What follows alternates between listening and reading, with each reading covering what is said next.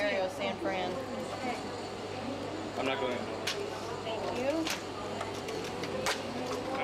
Thank you very much. There it is. What do you think about these bombing attacks? What's your opinion about them? The work of the military. He has alienated the military. The military is very divided, has always been, but has become particularly fragmented under Abacha. And when you study all the reports of the precision technique of this bombing, there's no question at all that it's the work of Abacha's own dissident military. Why is it that you fear persecution if you were to return to Nigeria? Oh, I don't just fear persecution.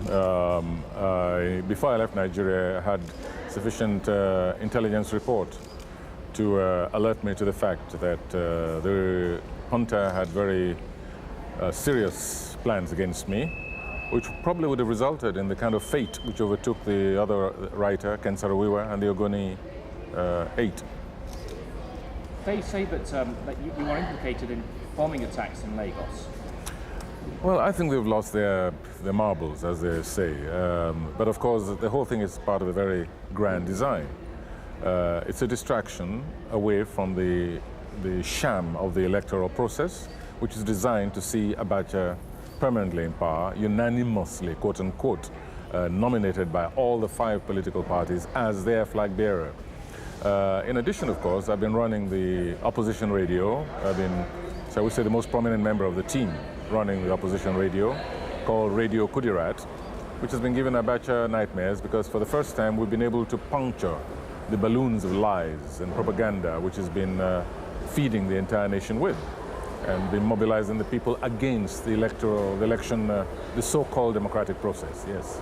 Why would they accuse you of being involved in these bombing attacks? Well, why did they accuse Ken Saro-Wiwa of being involved in the murders of those chiefs? What happened to the former head of state, Olusegun Obasanjo? He's in jail right now.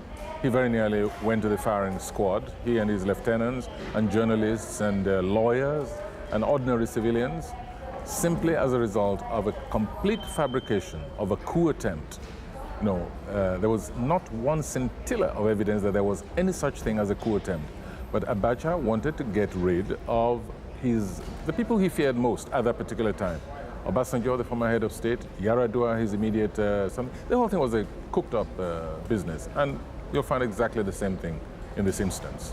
What plans do you have now, sir? What plans do I have? Not very much. I've increased my life insurance, and it's my intention to go on denouncing Abacha as a murderer, as a psychopath, and as a very a pathological liar who does not hesitate to kill, to imprison, to torture, to kidnap. He takes hostages all the time. When he doesn't find his target, he takes their families hostage. We intend, not just myself, but the entire democracy body, we intend to expose the reality of the hell that is Nigeria today.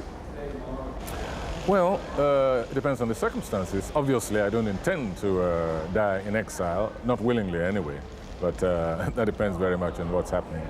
I shall return to Nigeria, there's no question at all about that. But first we must get rid of Abacha and inaugurate a government of national unity headed by the winner of the elections of June 12, 1993.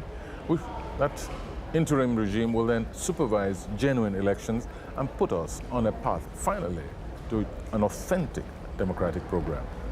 And what about your writings? Do you intend to continue writing in the same way that you have been? Let me say that nothing about my life, in any aspect, including the creative, is going to change.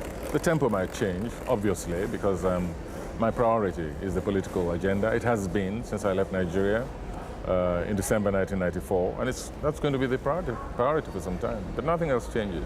$100,000.